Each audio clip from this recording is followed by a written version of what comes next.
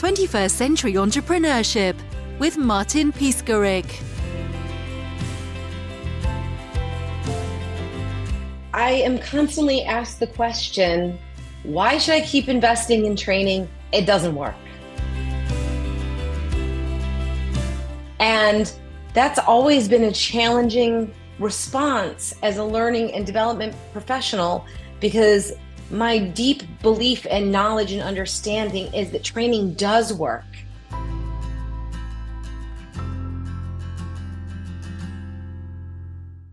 What hasn't worked over the years is the way that we have thought about it, the way that we've executed on it, the way we have continued to follow through. And so I really have paused as a business owner to think about, what does it look like to have training reimagined? And that has been the genesis and the start of Knowledge Force Consulting and the work that I've been doing over the last 10 to 12 years in this business, and in the almost 10 before I went out on my own. Can you share a key moment that inspired you to innovate in learning and development for people and also businesses? Yeah, I think that it's been the times that I have seen training really work. And so instead of just one moment in time, it's been these small glimmers of moments where I recognize things changing for people. And when they've had that phrase that Oprah likes to use, the aha moment, where a light bulb goes off and they have time to process and come back and say, Ginine, that really helped. And the building upon those moments has been what has shifted that approach. Because the reality is, I know that training and development does work. It's about reimagining that experience for people so that we can make better connections to lead towards behavior change.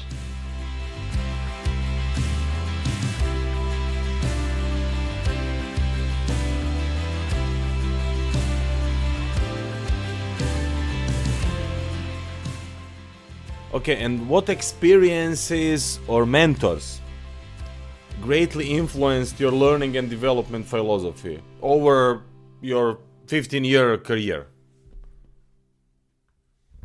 And so it's interesting because my philosophy actually comes from my childhood more than my work experience.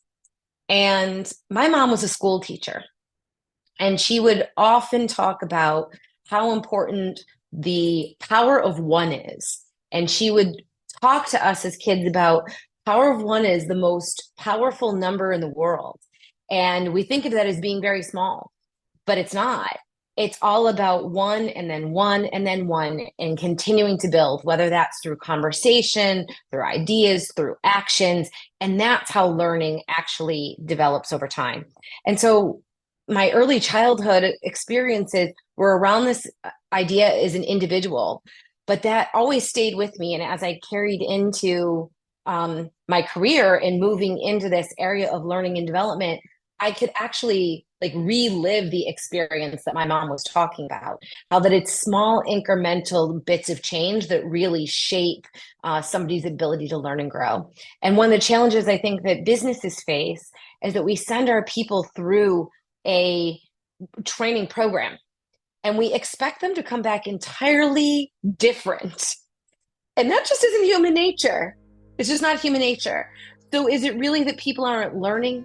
Or is it that our expectations as business leadership owners, fill in that title role, have for the time frame that it takes people to learn and what is actually possible by the compounding bits of one by one?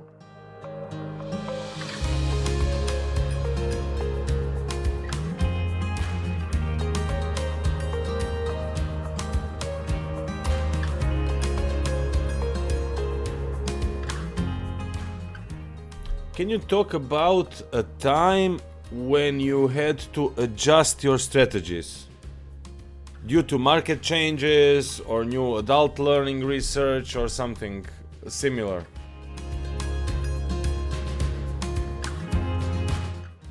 Yeah, and so I think that is ongoing, because what I began to learn about how adults behaved and how adults learned over 20 years ago when I got into this field has really evolved as neuroscience and the study of the brain has evolved over time.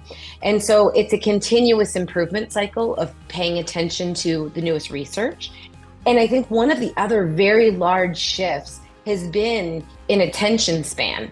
We are busier, more distracted adults.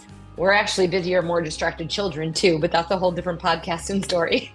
So we're busy adults and we're very distracted with constant things coming at us. There was a time when I worked early on where thinking about developing an hour-long training program was considered to be short, that I could put somebody through training for an hour. Now we understand that the brain loses attention much more quickly than that and have shifted towards things that are known as microlearning, much smaller incremental bits of learning stacked together as what ultimately shifts behavior change. And so it's this constant need to be agile and adapt and move in order to stay up with the current research and science and the evolution of our society and what's available to us.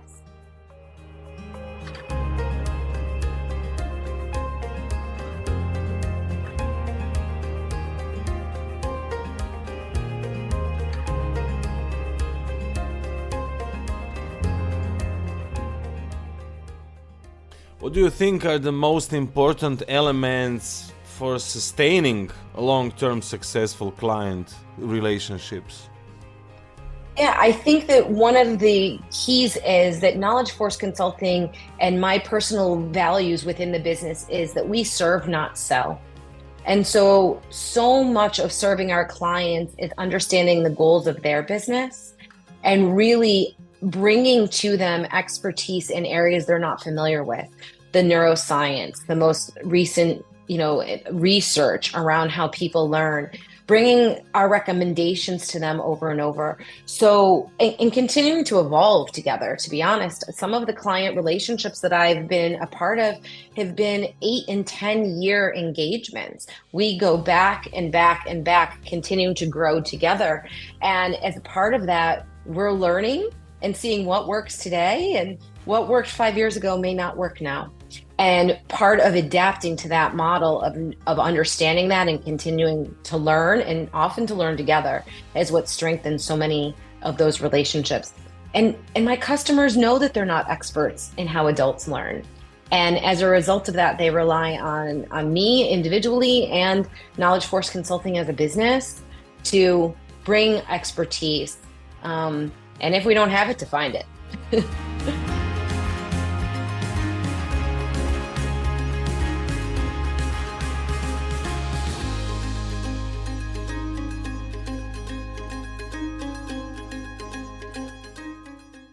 How has technology influenced your services at Knowledge Force Consulting? What tech trends are you using or planning to use? Yeah, so over the years, we've had to rely on a lot of shifts when it comes to technology. When I first started, the idea of running an entire class remotely over a technology like Zoom wasn't even a company. And so things like that have evolved to bring in technology. We have used over the years simulations, online gaming, simplified, of course. We're not talking about being, Xbox here, but bringing in gaming mechanics into an online setting. Like I mentioned, the duration of training has gotten shorter. People want to do things in smaller chunks. And where I really see a lot of the technology going is along the lines of AI and working with artificial intelligence, especially to speed up the process of actually developing. And some of my colleagues are a bit nervous about what that will do for training.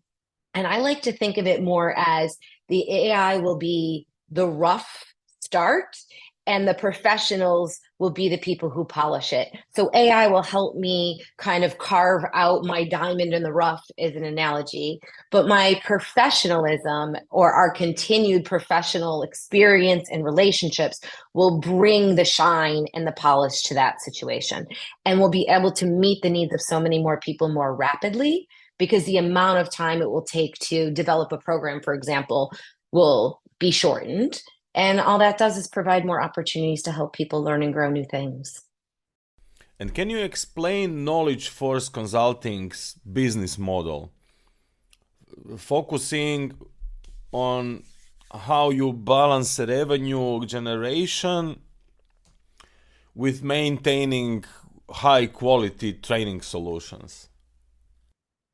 Yeah, and Knowledge Force's business model is really built around three things. It is built around the idea that most successful programs follow what I call the three S's: strategy, scalability, and sustainability.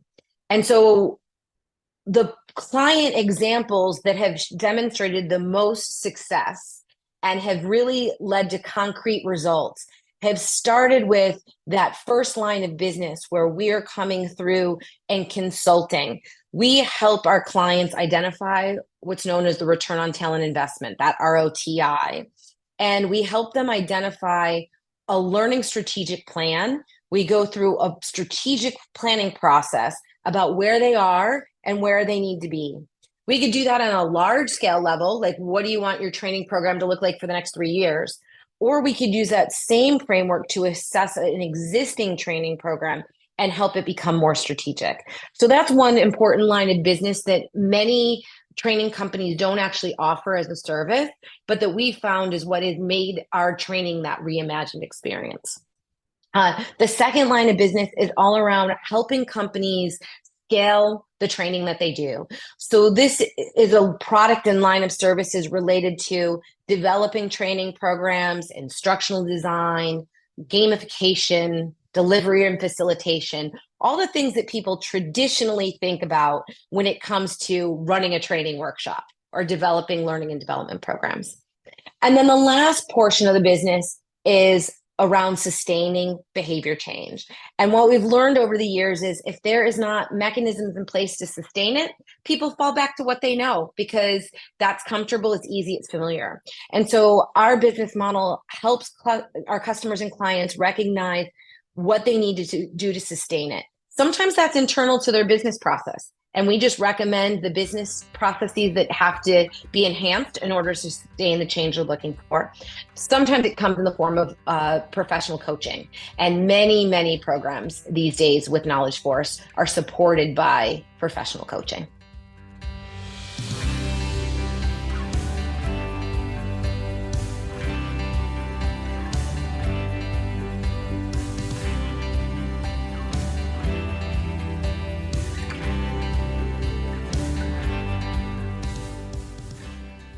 And with new technologies like Zoom and AI, how do you assess the effectiveness of your training programs at Knowledge Force Consulting? Yeah, thanks, Martin, for such a good question, because really it's one of the most challenging things.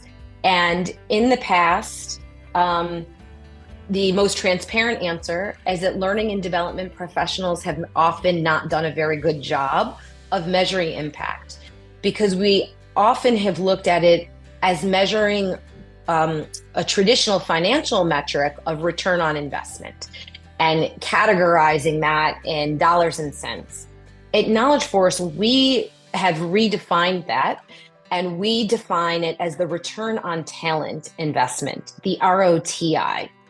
And when I think about the return on talent investment, I can look at my business more holistically. What strategies are we executing on? What processes are more efficient? What traditional financial metrics do get moved? What call handling time? What's the impact on employee engagement? I can look at the return on the talent, the investment in talent, or our ROTI, from a more holistic approach. And when I look more broadly at metrics, I can begin to see where do I want to pull the levers and move? What needs to happen? And so at the start of engagements with Knowledge Force Consulting, what we do is sit down and say, what are the return on talent investments you could anticipate seeing? Which of those do we want to baseline in a way that is very quantitative? And which are we comfortable with as being qualitative? And there's nothing wrong with qualitative data as long as we're sitting down and saying we're going to use qualitative data as a metric. And so that is one of the things that I've really been working on, is trying to help my clients understand that there is a connection. We have to think about how we want to measure it more strategically than maybe it has been done traditionally in the past.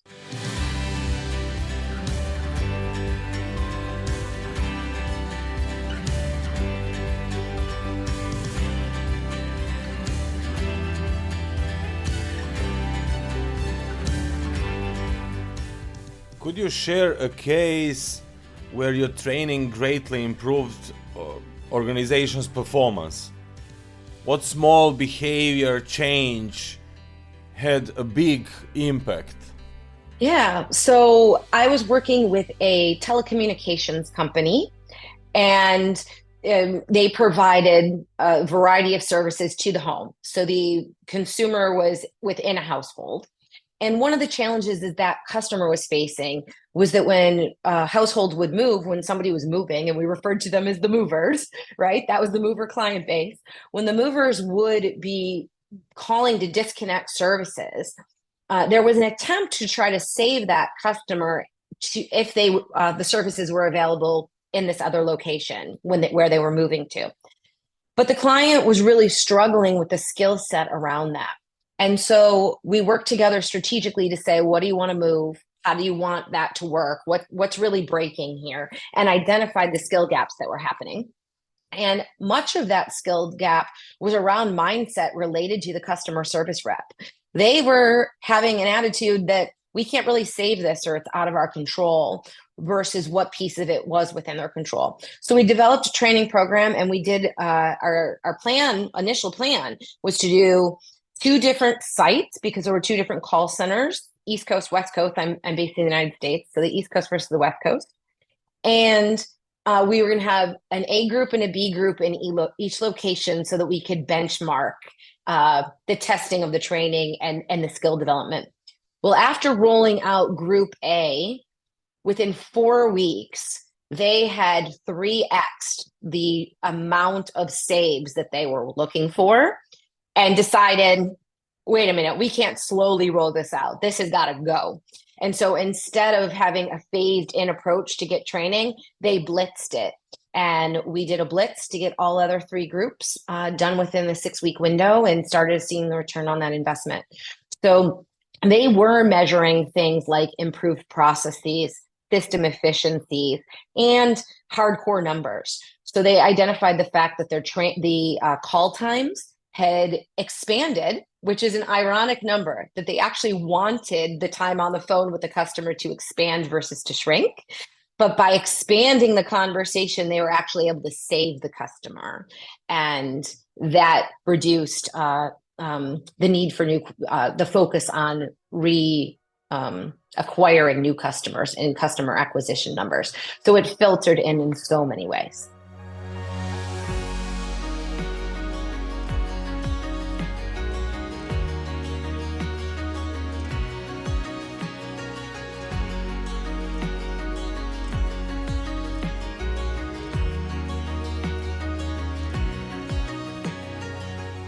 How does your company stand out in a market full of, let's say, traditional training programs, particularly with methods like whole brain thinking? I think that the challenge with differentiating yourself is that everybody has gone through training. Every adult person has been taught something and has been asked to teach somebody else something, whether that's your own children or somebody in the workplace. So what really differentiates Knowledge Force Consulting is the fact that we have the neuroscience behind it. We have tools and tactics like research around the whole brain thinking model. or something called Unbox Your Thinking. And the box experience where, how do we shift our mindset around things?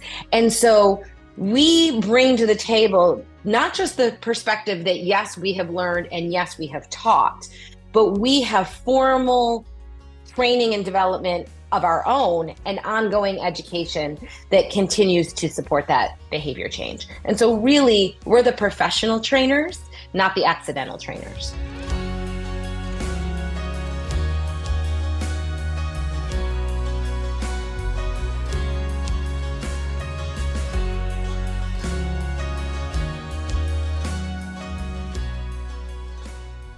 And how do you manage your community service and volunteering alongside running a business?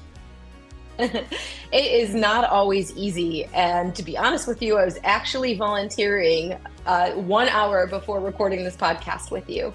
It is something that I really enjoy. I've been doing mentorship and helping other emerging businesses. I work with women-owned businesses and growing businesses as well. I also offer training and development services to some college programs that are near and dear to my heart and that I like to work with. But it is a challenge on my time. And what I have found is that I have to be strategic about which ones I want to support. And it's okay for me to get something out of it too. And so I look for opportunities where that supporting the community also supports something that I enjoy or am trying to learn or a network that I'm trying to build. And I find that if I am able to give something while I'm also getting something, that's good for everybody.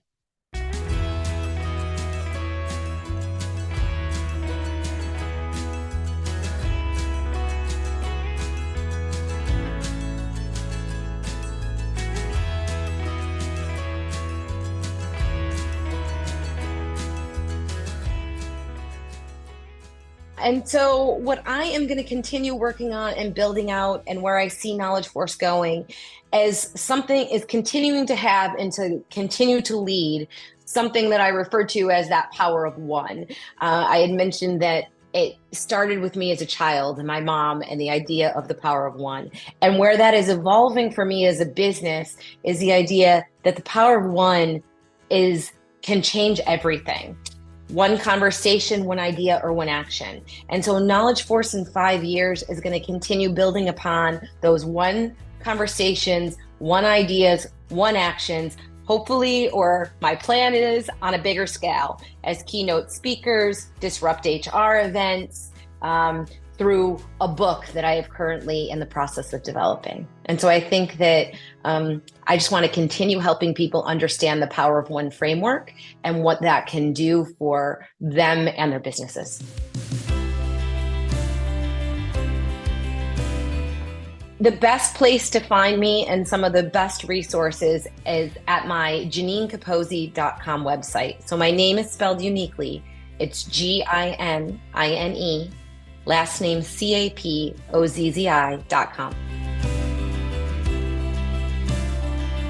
And when you go there, you'll be able to learn more about some of my free offers, one of which includes a free consultation with me to explore your learning strategy, to begin to have that one powerful conversation. And we'll see what ideas and actions can evolve from there. There's also some free downloads about how you can measure your own return on talent investment and do a tiny little assessment. And one of the things I can't stand is when people have to capture my name and go through and fill out a form and get my email. I promise you don't have to do that. It's you go, you get to lock it down, look at yourself, see what you want. And if you are more interested in talking to me again, feel free to reach out. So if you'd love to continue the conversation with me, we could also do that through LinkedIn. Feel free to connect with me there. 21st Century Entrepreneurship with Martin Piskarik. Imagine a space where triumphs, trials, and tales of entrepreneurship come alive. Welcome to the 21st Century Entrepreneurship Podcast, a gold awarded journey hosted by Martin Piskorik, connecting with listeners in 95 countries and ranking in the top 0.5% of all podcasts. Join our exclusive community, elevate your perspective, and embark on the path to success.